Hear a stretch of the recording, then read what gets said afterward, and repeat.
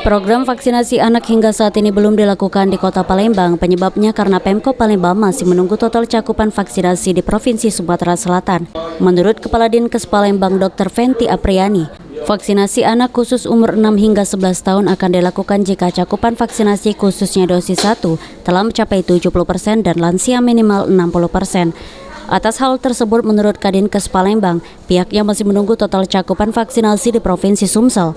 Anak belum, karena untuk pelaksanaan vaksinasi anak itu kan dilihat dari level provinsi, level provinsi, dan salah satu syaratnya itu vaksinasi dosis pertama itu minimal 70% untuk tingkat provinsi, dan untuk vaksinasi lansia itu minimal 60%. Sementara itu, hingga menjelang akhir tahun, total cakupan vaksinasi di Kota Palembang telah mencapai 80% lebih dan akan terus dikebut oleh Dinkes Kota Palembang hingga mencapai 85% pada akhir tahun mendatang.